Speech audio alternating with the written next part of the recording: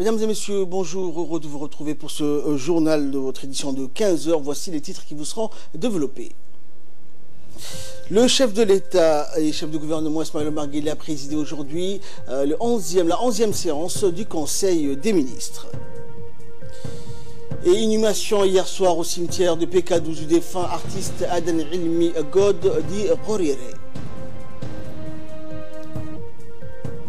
Et à l'ONU, ouverture de la 73e Assemblée générale des Nations unies.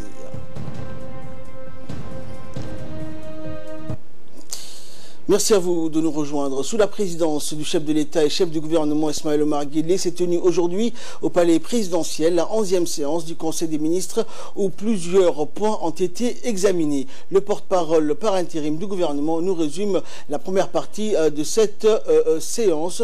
Ce sera donc dans nos prochaines éditions.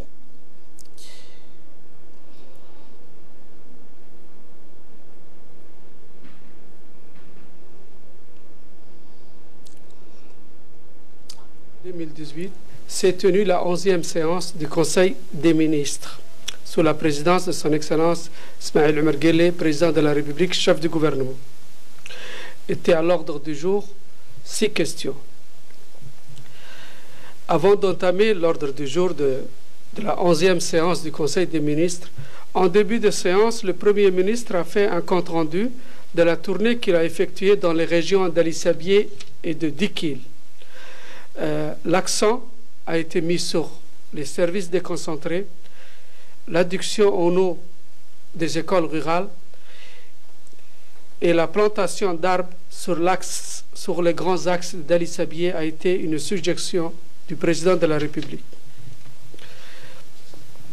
Première question à l'ordre du jour du Conseil des ministres. Le Conseil des ministres a examiné un projet de loi relatif à la création de l'Institut national de la statistique de Djibouti, présenté par le Premier ministre. Il est désormais indispensable que la direction de la statistique et des études démographiques, connue sous l'appellation de DISET, se mue en un établissement public autonome afin de s'aligner et de s'adapter aux besoins en termes de production de statistiques. Ainsi, la République de Djibouti va se doter d'un Institut national de la statistique dont la forme juridique administrative et les attributions assurent une indépendance dans la production statistique, dans la gestion et dans la mobilisation des ressources adéquates pour la régularité de cette production.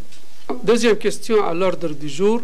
Le Conseil a examiné un projet de loi portant ratification de l'accord de prêt avec l'Association internationale de développement, IDA, sur le financement du projet Appui à l'entrepreneuriat des femmes et des jeunes, présenté par le ministre de l'Économie et des Finances chargé de l'industrie.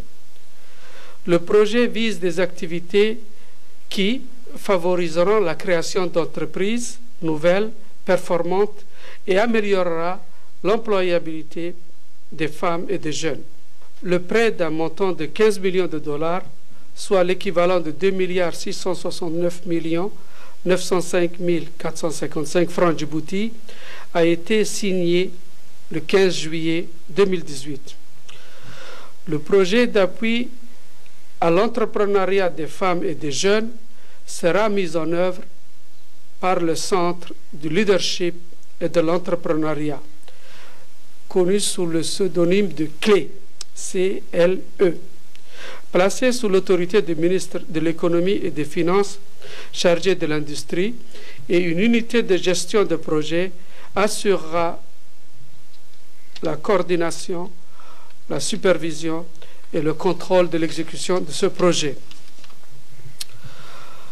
Troisième question à l'ordre du jour. Le Conseil des ministres a examiné un projet de décret portant création, attribution, organisation et fonctionnement du Centre d'application financière présenté par le ministre du Budget. En effet, le renforcement des capacités des cadres de l'administration financière a été assurée à travers un partenariat avec des institutions internationales et des pays amis jusqu'à ce jour. Aujourd'hui encore, bien que disposant de l'Institut national d'administration publique et d'une université, la formation du personnel de l'administration financière est assurée par des écoles étrangères. Dans ces conditions, la mise sur pied d'un instrument pouvant assurer la formation au niveau international dans notre pays est devenue une nécessité. La mission du Centre d'application financière sera la formation initiale et permanente des personnels de toute l'administration financière. En effet, le CAF, le Centre d'application financière, propose et exécute un programme de formation en adéquation avec les orientations des gouvernants sur la question des finances publiques. Et nous retrouverons la suite donc de la séance, du compte-rendu de la séance du Conseil des ministres de ce matin au Palais présidentiel dans nos prochaines éditions. Le défunt artiste djiboutien Aden Elmi God dit Ghoriere a été inhumé donc hier soir au cimetière de PK12 en présence d'une foule immense et de plusieurs hautes personnalités du pays, parmi lesquelles le président de l'Assemblée nationale Mohamed Ali Ahmed et plusieurs ministres, dont le ministre des Affaires musulmanes, de la Culture et des Biens Warf Moumin Hassan Barri. L'avion de la compagnie aérienne éthiopienne Ethiopian Airlines, donc transportant la dépouille du défunt Aden Elmi God atterri vers 18 h hier à l'aéroport international de Djibouti. La grande famille des artistes djiboutiens, ses amis et proches, les membres de sa famille étaient tous à l'aéroport pour accueillir la dépouille de feu Aden Elmi God. Décédé donc samedi dernier à Addis Abeba, le regretté Aden Elmi était un artiste au talent indéniable. La dépouille de feu donc Aden Elmi a été accueillie en premier à l'aéroport de Djibouti par les officiels, et après la prière mortuaire, le défunt Aden Elmi God dit Ghoriere a été raccompagné jusqu'à sa dernière demeure au cimetière de PK12. La grande famille des artistes djiboutiens, tous émus, ont accueilli la dépouille de feu Aden Elmi et l'ont suivi jusqu'au cimetière. Ce qui distingue donc le parcours et l'œuvre de Ghoriere, c'est avant tout la création de l'hymne national qu'il a lui-même écrit avec des mots uniquement dictés par le sentiment de libération consécutive donc à la fin du joug colonial. Le texte a été mis en musique par le compositeur Abdi Roble Kharchile, avec qui le défunt entretenait une amitié de longue date. Outre un répertoire d'une très grande richesse, Ghoriere avait bâti sa notoriété grâce à son pouvoir d'imagination et à l'originalité de son travail. Au nombre de ses créations les plus remarquées, notamment l'émission télévisée Et le Magal, dont il fut à la fois le concepteur et le principal animateur, Aden Elmi God aura également marqué plusieurs générations de Djiboutiens qui se souviendront longtemps de son talent de comédien hors pair, ses coups de gueule et son verbe haut. Juste après l'annonce de son décès, le président de la République, Ismaël Omar Guelleh, a salué la mémoire de celui qui fut une figure emblématique du milieu artistique djiboutien. Le chef de l'État donc qui a adressé un message de condoléances à la famille, aux amis et aux proches du défunt, n'a pas manqué de prier le Seigneur et tout miséricordieux d'accueillir le regretté Aden Elmi God dans son paradis éternel, que le Très-Haut lui réserve une place parmi les vertueux. Inna lillahi wa inna ilayhi raji'un. Le président de l'Assemblée nationale, Mohamed Ali Ahmed, a reçu hier une visite de courtoisie du nouvel ambassadeur de la République populaire de Chine accrédité à Djibouti, Zhuo Ruiqing. La rencontre s'est déroulée au salon d'honneur du Parlement en présence du 3e secrétaire de l'ambassade de Chine et du directeur du cabinet du président de l'Assemblée. Les deux personnalités ont passé en revue l'état des relations bilatérales sino-djiboutiennes ainsi que les voies et moyens susceptibles de les renforcer. Les échanges ont également porté sur sur la coopération entre l'Assemblée nationale et l'Assemblée de la République populaire de Chine. L'ambassadeur Lui Cheng a remercié le président Ahmed pour le piquet d'honneur qui lui a été réservé. Il a ensuite salué la contribution du gouvernement et du Parlement djiboutien dans la mise en œuvre de sa politique de promotion et d'amélioration de la coopération avec la Chine sur tous les plans économiques, commerciaux, culturels et autres. Le président de l'Assemblée nationale a assuré l'ambassadeur de la pleine disponibilité des élus du Parlement à l'aider dans l'accomplissement de sa mission. Et à l'issue de leur entretien, le président Ahmed, le nouveau chef de la représentation chinoise à Djibouti, ont procédé à un échange de cadeaux. Le général du corps d'armée Zakaria Cheikh Ibrahim, chef d'état-major général des armées, a reçu ce matin dans ses locaux Mme Lisa Filippetto, sous-secrétaire générale du Bureau d'appui des Nations Unies en Somalie. La rencontre s'est déroulée en présence d'officiers supérieurs et des hauts responsables militaires. De nationalité australienne, Lisa Filippetto a été nommée sous-secrétaire générale du Bureau d'appui des Nations Unies en Somalie le 8 février dernier par le nouveau secrétaire général des Nations Unies, Antonio Guterres. Experte en relations internationales, Mme Lisa Filippetto a longtemps travaillé pour son pays avant de rejoindre les Nations Unies. Elle a représenté son pays en qualité d'ambassadrice à Djibouti et en Éthiopie. De 2010 à 2014, elle était également en charge des relations de son pays avec l'Union africaine et l'IGAD, l'autorité intergouvernementale pour le développement.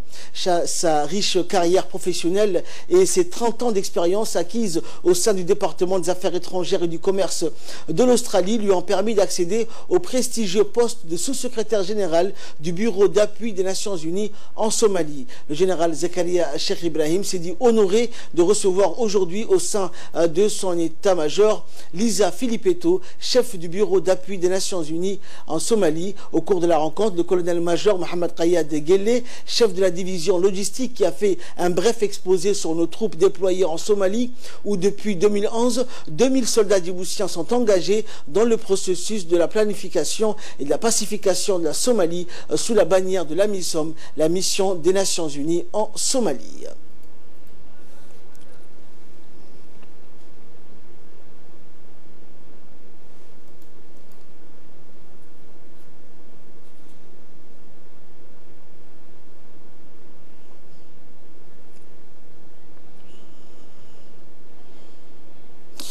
Également dans l'actualité, le comité national chargé d'expliciter la loi islamique ou charia sur les transactions financières rendues licites en islam a organisé aujourd'hui une rencontre d'information et de sensibilisation. Cette rencontre s'est déroulée dans la salle de conférence de la Banque centrale. Le gouverneur de la Banque centrale, Ahmed Ousmane, et le président du comité national chargé d'expliciter les lois islamiques, Cheikh Ibrahim Ibad Ibrahim, ont mené les débats au cours de cette rencontre. Des employés des banques ont profité de cette rencontre ainsi que des étudiants du centre de formation sur les professions bancaires. Au cours de la rencontre, 2 points ont été abordés: la finance islamique avec tous ses concepts et théories et la charia et des déclinaisons.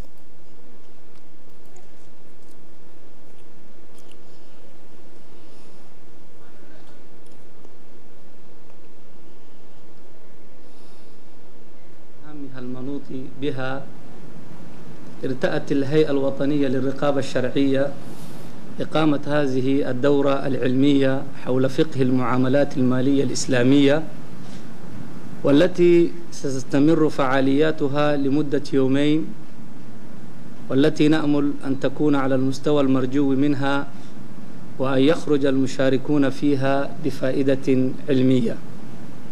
إن المعاملات الإسلامية يجب أن تنطلق. Et prenant la parole, le gouverneur de la Banque centrale, Ahmed Ousmane, s'est déclaré satisfait des résultats de cette rencontre. Nous l'écoutons. L'honneur d'ouvrir ce premier atelier et de vous souhaiter la bienvenue à tous à ce premier atelier du Comité national de Charia qui vous a préparé ce matin cet atelier qui est consacré au FIR. Vous aurez largement le temps et l'opportunité de vous en acquérir et de voir à travers les experts qui sont ici de quoi cela se décompose. Je ne voudrais pas être long, je veux juste rappeler que la Banque centrale, après les grandes réformes en profondeur qui ont été opérées en 2011, et qui ont pratiquement aplani toute la législation bancaire dans toutes ces déclinaisons, qui ont permis d'introduire de nouveaux textes, de mettre à plat pratiquement toute la réglementation, a introduit en même temps les premières lois sur la finance islamique, sur la base desquelles les premières banques islamiques s'établiront quelques années plus tard.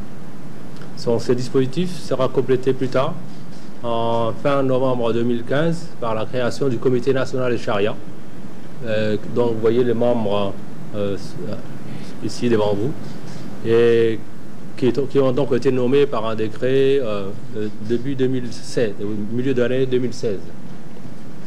Donc le dispositif qui régit la finance islamique sur le plan réglementaire est ainsi comblé, puisque avec les banques commerciales qui avaient leur propre dispositif, leur propre comité du comité national, comité de charia, la Banque centrale se devait aussi avoir en son sein un comité qui est chargé de conseiller la Banque centrale, le gouverneur et les membres de la supervision essentiellement dans la surveillance, la réglementation et la validation de tous les produits islamiques de la place.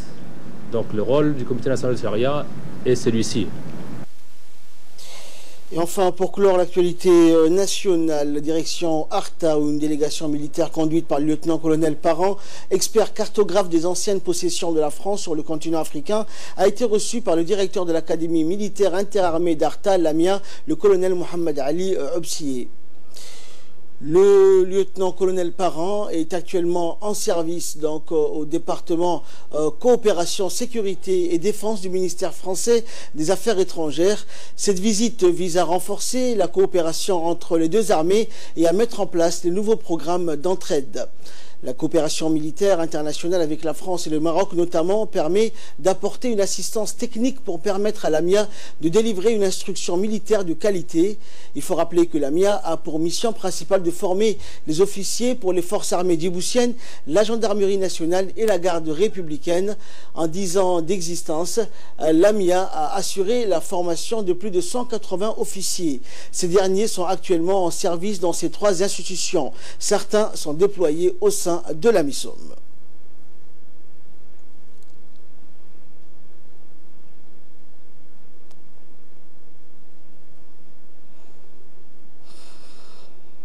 C'était donc l'appel à la prière d'Al-Asr. Nous retrouvons la suite de notre journal et nous passons aux nouvelles à travers le monde avec Samatar Saïd. Bonjour Samatar. Bonjour Ahmed, bonjour à vous. Donc Samatar, au Burkina Faso, 3 personnes travaillant dans l'exploitation d'une mine d'or ont été enlevées, puis 3 gendarmes partis à leur recherche ont été abattus. Effectivement Ahmed, le véhicule de expatriés, le fils du responsable de la mine de nationalité indienne et un sud-africain, ainsi que de leur chauffeur de nationalité burkinabé, a quitté le camp du site minier après avoir traversé la localité de Gouna vers Tomongia. Il a été injoignable. Selon les informations, le véhicule aurait quitté la mine sans informer le service de sécurité sur place et sans plier non plus aux règles sécuritaires pour se rendre à Ouagadougou. Un peu plus de 5 heures après, faute d'informations sur le sort de ses occupants, l'alerte a été donnée aux forces de sécurité. Partis à la recherche des infortunés sur les traces des ravisseurs, une patrouille de 10 gendarmes burkinabés est tombée dans une embuscade vers Tomoguel. Après des échanges de tirs des gendarmes, 3 gendarmes ont été tués et 1 blessé. Le corps a été retrouvé le lendemain, Ahmad. Et nous allons parler donc de l'ONU qui ouverture de la 73e Assemblée Générale des Nations Unies aujourd'hui à New York. Effectivement Ahmad, le 113e Assemblée Générale des Nations Unies s'est ouverte aujourd'hui avec les prises de parole très attendues par des chefs d'État et de gouvernement, notamment le discours du président de Donald Trump. Cette année, ils sont plus de 130 à avoir fait le déplacement. L'ONU veut voir, mais dans ces chiffres, la preuve que le multilatéralisme n'est pas complètement en panne. Mais elle peinera à convaincre de faute de percer sur les grandes crises en Syrie, au Yémen, en Libye ou encore Ahmed en Birmanie. L'Assemblée Générale des Nations Unies, traditionnellement une tribune internationale de premier plan aux leaders politiques, depuis la création de l'ONU à l'issue de la Deuxième Guerre mondiale, tous les mois de septembre, le monde se donne rendez-vous à New York. Cela permet aux chefs d'État ou de gouvernement de faire valoir leur point de vue, leurs intérêts et leur vision du monde. Et enfin, nous allons parler donc de sport ou normalement du prix FIFA où Luka Modric, le Croate, et Didier Deschamps ont été récompensés. Effectivement, Ahmed, le Croate Luka Modric a été sacré meilleur joueur de l'année lors de la cérémonie du trophée FIFA organisée à Londres. N'oublions pas, c'est grâce à la Coupe du Monde. À 32 ans, le métronome du milieu de terrain du Real de Madrid, vainqueur de sa 3e Ligue des Champions consécutive avec le Real et finaliste de la Coupe du Monde avec la Croatie, a obtenu ce prix pour la première fois de sa carrière. Il sera l'un des grands favoris au Ballon d'Or qui sera attribué à 3 décembre et pourrait ce jour la mettre fin à 10 ans d'économie duo Messi et Ronaldo, comme on le sait déjà.